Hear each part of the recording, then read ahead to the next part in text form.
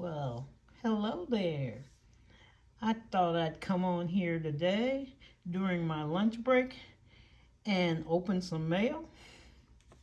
But the mail is not really happy mail. Well, it could be, but whatever. Anyway, it was from a debt collector. Now, this debt is probably over a year old. Well, I know it is. It's over a year old, maybe 2 years. But I've been waiting on it. I didn't know where it went. Did the company still have it? I just sat there and waited on it. So it comes from this debt collector, and I'm going, oh, they offer half price. Okay, I can do that. I can do half price. And I said, I will do half price. So as I'm reading it, I'm going, okay, remember I told you there's some things you need to look for when you get a debt? I started looking. Well, where's the tear-off sheet at the bottom so I can mail it in? Who do I mail it into?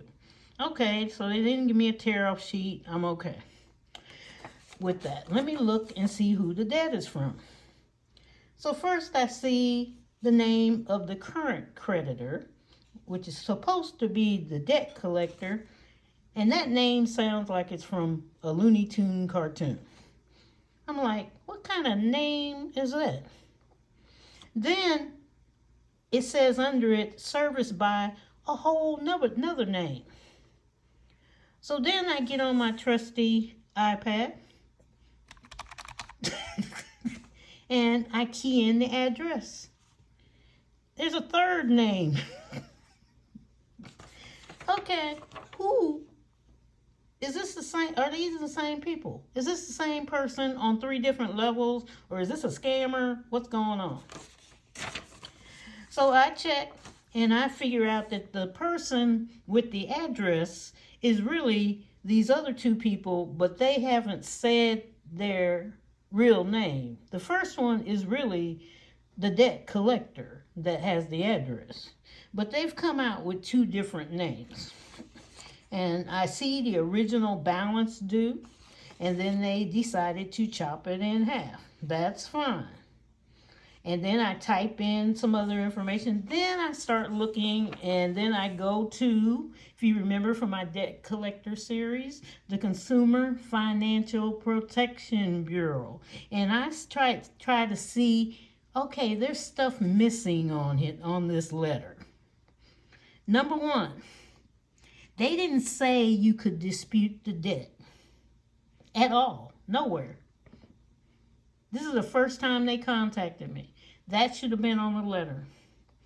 Number 2, they don't give you that you can request.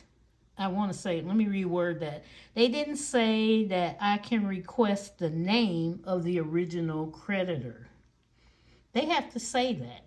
They didn't say that. All they're worried about is hurry up and give us our money and get out of here. Okay? And so I'm sitting there reading this, and I'm going, you forgot, or you're just going to do it. And plus, you misrepresented your name. You are not these 2 names that you put on here. Your name is really, okay, so you got 3 things going down. So I have right now, I'm typing up a letter, and I'm emailing it, and I'm also mailing one so that they get it. And I'm saying, I want to see the original debt. And I bet your bottom dollar they can't get the original debt. I want to see paperwork where I signed for it. I want to see the original form. And I bet you they can't find it because debt collectors, remember I told you, they buy big piles of debt. This company that I'm dealing with really didn't want to give it to the debt collector. If you notice, a lot of companies are trying to get that money back into their company. They don't want to deal with paying debt collectors 5 cents and it's gone. Okay, they just don't want to deal with it. They found out we can have that money back into our system. And so this was one of the debts that refused to move. They wouldn't go back. it was like, I don't want to go. We don't want to go. No, you can pay us. You can pay us. And they've been going all year, and I just ignored them. I said, okay, I'm done. And when you're ready, I said, either you can make a deal or just send it to a debt collector, and I know they will make a deal. And here it comes, and the debt collector has messed up. And this is one of the predator debt collectors. They like to take you to court, but my attorney is a bulldog, because I know what's going to happen. He's going to go, you got $50? Yes. I will unstuff it, hand him $50, and we're done. We already did this before. This is like the ultimate side hustle. This is about the third one I've sued. So here we go, and they have to pay damages because they messed up. And then on top of it, I'm going to report them to the Consumer Financial Protection Bureau. I'm writing up a letter right now, and that's permanent. They can't take that away.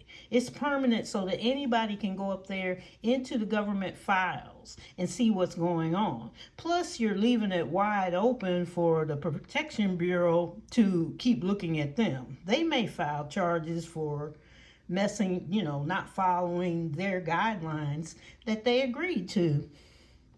So here we go. Cash Bear Mama's on the loose again.